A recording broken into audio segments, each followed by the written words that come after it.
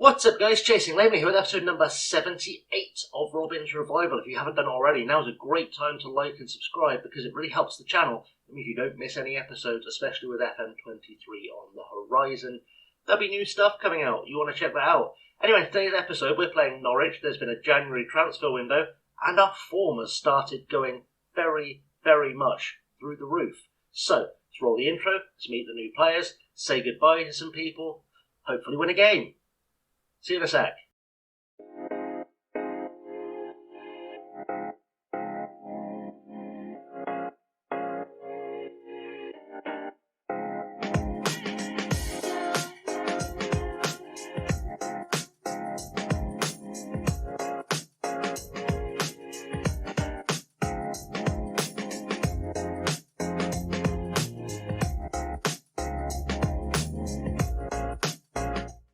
So here we are then, ready for our game against 19th place at Norwich City. We currently sit 8th in the table, but the real headline here is that we are, if this will ever load up, because it's been a bit slow today, it's having a moment. We are currently sat in 8th place. We are 3 points behind Chelsea in 7th. It is loading, I promise the league table's loading. The game is just having a bit of a day today of being slightly unnecessarily slow. There we go. Right, so... yeah, 3 points behind Chelsea and Aston Villa, who are level on 44 points. But we have a better goal difference than both of them. And Manchester City also within striking distance towards the back end of the season, which means there could be a small chance we can get ourselves into Europe this season. Before we do that, we're going to look at the players who have left and the players who have come in. So stick with me. So a surprising number of players have left in January, actually, for our standards. Well, the first one out the door on January 1st was Eduardo Quaresma, who only played a few games for us. Only played 5 times after I signed him for 6.5 million from Ajax. And, from Leicester. And Ajax have bought him off us for 11.25. He wasn't getting first team games, though in hindsight, this seems like I made a really bad decision. We'll find out why in a second. But I was happy with it at the time. The 11.25 million will be very helpful for our transfer kitty. And again, wasn't playing, so it felt like a good time to move on. But there's been some drama, which we'll get to in a second. Before that, though, Matthias Senior left for Napoli. He was not developing any further, and he wasn't getting much football, so he started complaining. So they've paid 13 million for him. Actually, I think the 2 million we've paid for the 29 appearances we've got out of him in the league actually hasn't been that bad. But again, no development was happening. If anything, he was starting to go backwards a little bit. So at 30, it felt like he'd reached his peak and he needed to move on. So we're going to move on without him. Likewise, Conrad Lima wasn't really playing, so I sold him for 2.5 million to Atalanta. He had a couple of seasons with us and never really broke it. I mean, I say never really broke it.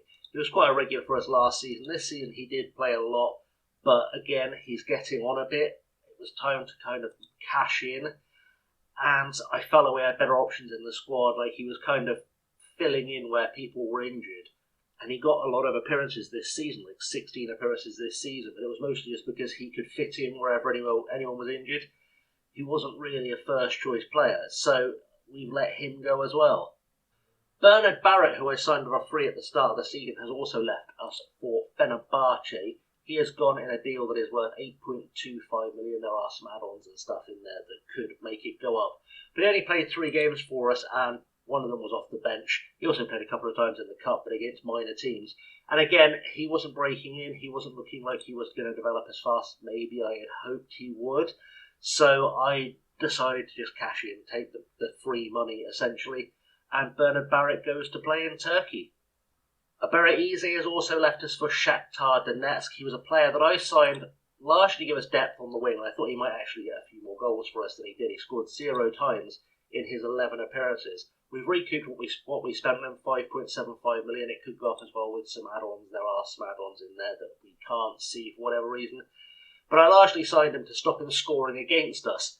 And he can't score against us if he's playing in the Ukraine. He was getting unhappy that he wasn't a first-team starting regular. So I felt like maybe we'll just move him on, stop him from playing and undermining the morale of the rest of the team, and just get our money back, basically. Another player we signed last summer was Oscar, and he didn't get a work permit, and no one wanted to loan him. No, it just seemed like we couldn't get rid of him to get him a work permit. So PAOK Salonika have come in. They've paid us 5.75 million again for a player we signed on a free, And it's a shame because I genuinely do think Oscar's got some really good potential, but he can't achieve his potential if he's not playing, and he wasn't playing, so it was just time to take money. And this is the big heartbreaker. Pedro has joined Arsenal. They met his release clause, unfortunately, and I couldn't persuade him to stay. So 41 million goes into the kitty for a player we spent 7.5 on a few seasons ago from Real Madrid.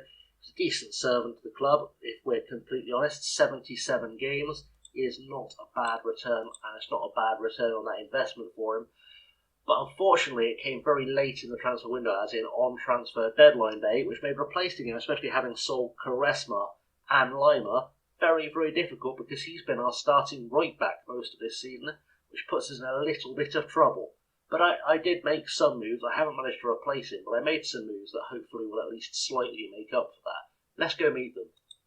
So the first move was one you guys knew was coming. Thiago Araujo has finally signed for us from Vasco da Gama in a deal worth 9.75 million.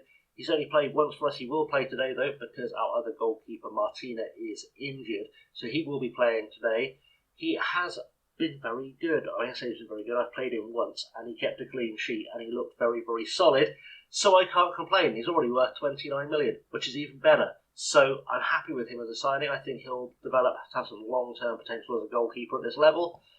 And we'll see what goes on with him as we carry on through the series. And now this is a signing I'm very happy with. It's Boney, on loan from Liverpool. He's played 4 times since signing for us. 1 goal, 3 assists, a 7.55 average rating. He's a very creative player who can pass the ball, great first touch, great decision making. He's everything you want in a central midfielder. And I've got him on loan. He's cost us nothing in terms of a loan fee, and we do have it lined up that if we can get into Europe and get 83 million to spend, he'll stay with us, which is something I want to happen. So I'm very, very happy with him as a signing. He should also play today. And the last big signing, also not a right back, which is a problem for us going forward, is Marcus Rashford, who has joined us from Real Madrid. Quite a big signing, quite a big outlay for us. We paid 8.25 million to bring him back to the Premier League, but Real Madrid paid 60 million for him. And he's done very well for Madrid, but he's never really been a prolific goal scorer over the last few seasons, which is probably a slight concern. Throughout the entire save so far, he's not been a prolific goal scorer. Luckily, I signed him to play on the wing, so hopefully he'll be able to deliver something to us. That's kind of the hope. But like I said, it does leave us with a slight issue in the squad in terms of we lack right backs now. In terms of players who can play right back, I literally have Joaquin Canoplia as a first choice right back. Pablo Ramon was set for a move to, I can't remember, it wasn't either of the clubs who were currently interested in him. I think he was looking at a move to somewhere in Greece, but I can't remember. I cancelled that deal anyway because I suddenly had no centre halves and no right backs, and Pablo Ramon can do both. I also recall Wisdom Amy from his loan at Celtic. He's been playing very, very well for Celtic on loan, and I think that's going to, obviously, it's relative, but 7.32 average rating in 21 appearances for Celtic tells me he's got some form left in him, and he should start today. He is at least still a very good centre-half. I have also recalled from loan Gerson Fur, because I feel like Bjorkan and Galeo have, or Gallego, I'm never sure how, Gallego, whatever. And they've not been great. So he's been playing really well on loan for Reading, and I felt like it was time to give him a chance to come back into the first team and establish himself. He's had 57 appearances for Reading over the last 2 seasons. He's been playing pretty decently in the Championship, and Reading haven't really been excelling, as we'll see if we look at the Championship table. So Reading sit in 8th. They're not outstanding this year, so he's been doing quite well under the circumstances. And that's kind of where we sat. Wilmar Ruiz was being heavily chased by Bayern Munich during the transfer window. He's now wanted by Everton, but I want 61 million for him. That's his release clause, and they weren't willing to pay it. So he's staying. He's staying with us. But I guess that all that's left to do now is to look at the schedule, look at the games, the results we've put in since we last met against Manchester City. And since that 1-0 loss against Man City, we have gone completely unbeaten. A 3-3 draw against Chelsea with Taylor, Parody and Dembele scoring. A 4-1 win over Stoke with a hat-trick from Taylor, a goal from Dembele. A 5-0 win over Bournemouth with 5 goals from Gustavo Parody.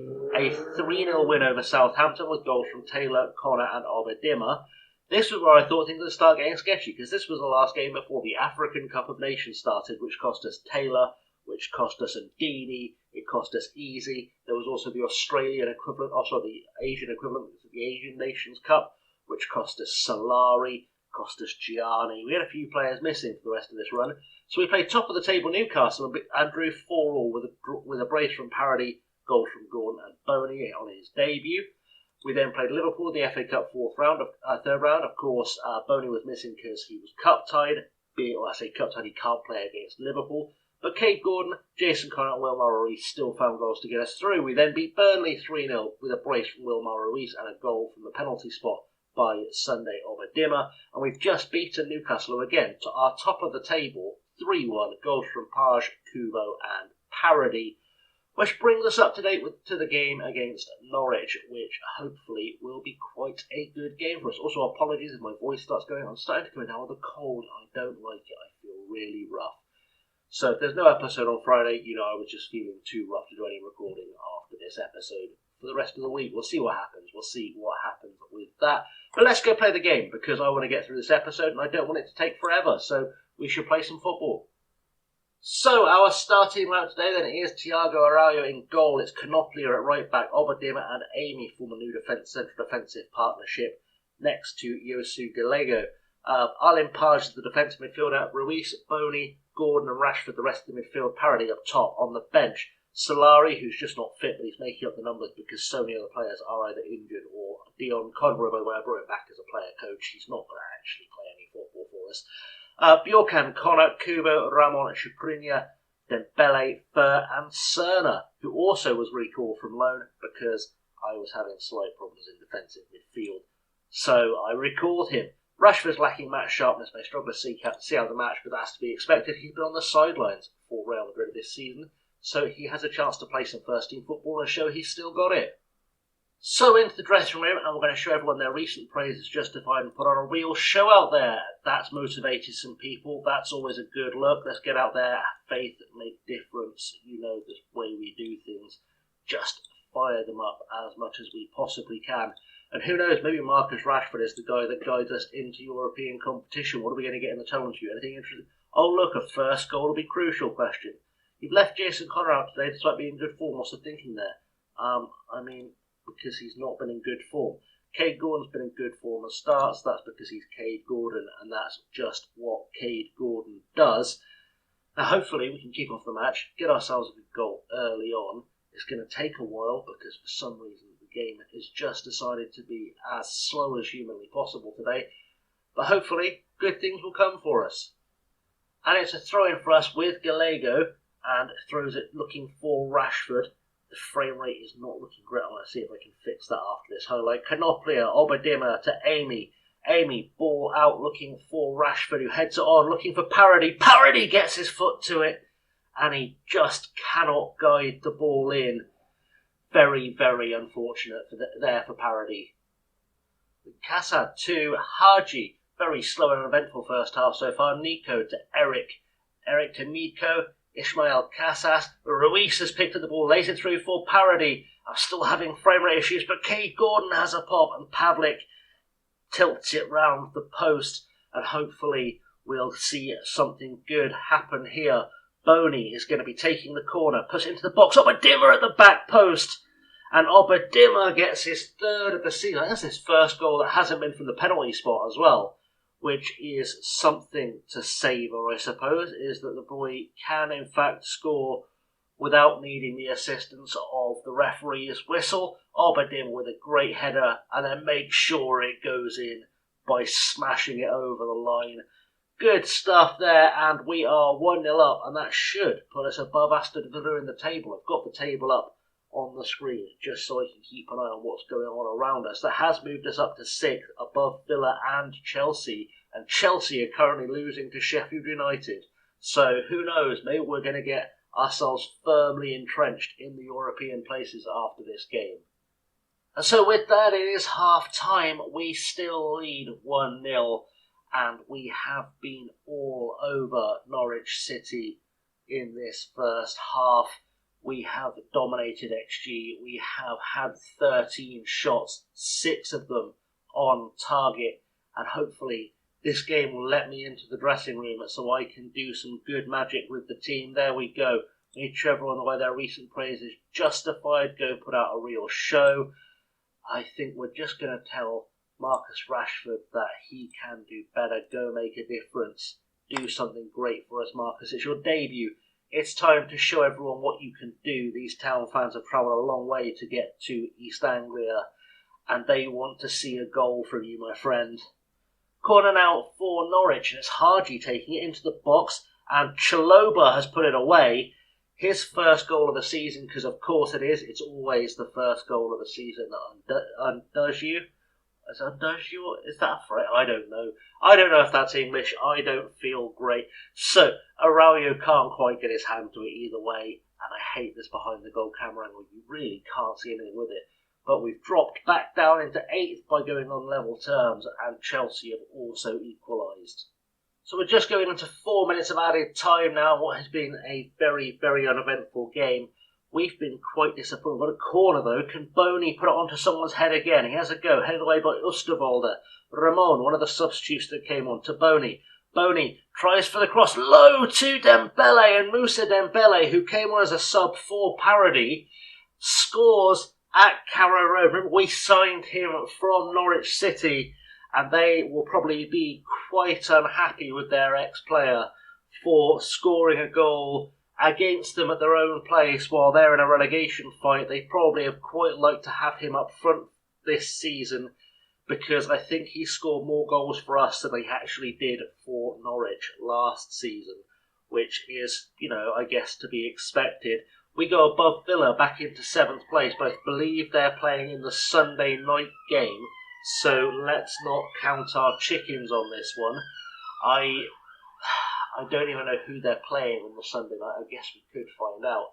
Hopefully someone big who can absolutely demolish them, because that would make our task slightly easier. But good around from Sunday Obadima picking up the Man of the Match award. So we go into the dressing room. Nice work, everyone. That was good.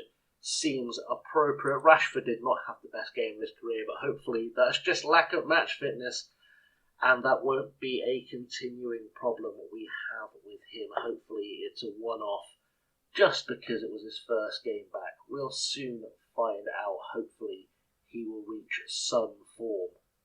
So with it all wrapped up and our unbeaten run continuing, although some tough games to come with Liverpool, Chelsea, City, Tottenham, and the game we'll come back for next, Manchester United left to play. Our form could either fall apart, or we could suddenly find ourselves in a Champions League place, because the top 4 off the top of my head are United, Liverpool for sure.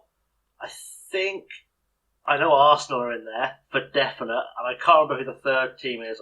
I don't think it is City. Tottenham? I don't know who the last team is in there. Anyway, we're playing 3 of the top 4 over the next few weeks, but we're going to come back hopefully on Friday, unless I start feeling too rough. Then it'll be Monday, so apologies in advance. There's no video on Friday. It's just because I felt like hell, and I'll try and get out as quick as I can once I feel better.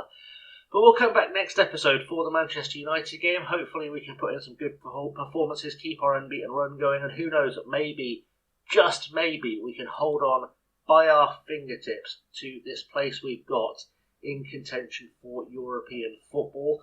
I think it will be a challenge, especially given that we are waiting on results from Aston Villa as well, who, by my reckoning, probably play Leeds on Sunday. Or Monday? Who do they play on Monday? Okay, Villa have got an inexplicable game in hand, and I don't know who it's against.